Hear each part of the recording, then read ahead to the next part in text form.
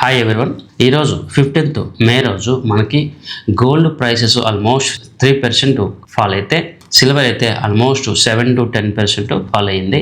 International మార్కెట్లో కూడా ఈ ఫాల్ మనం చూడొచ్చు. అయితే మీరు ఒకవేళ గమనిస్తే నిన్న ఈవినింగ్ రోజు నేను ఒక వీడియో చేశాను.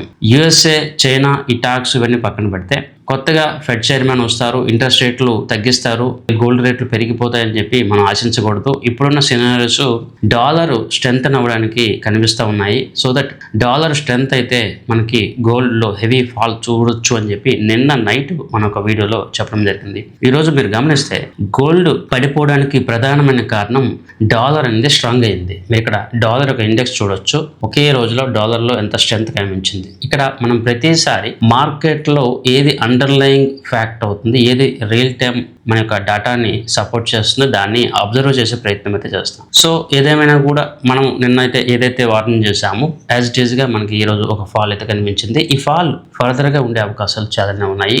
మార్కెట్ సంబంధించి గోల్డ్ సిల్వర్ సంబంధించి ఎప్పటికప్పుడు మనం genuine and most accurate analysis అయితే ఇవ్వడానికి ప్రయత్నం చేస్తున్నాము. అండ్ గత కొన్ని సంవత్సరాలుగా మనం ఇస్తున్న అనాలిసిస్ చాలా వరకు ఎక్యురేట్గా ఉన్నాయి. బికాజ్ మనం తీసుకుంటున్న డేటా పాయింట్స్ అలాంటివి.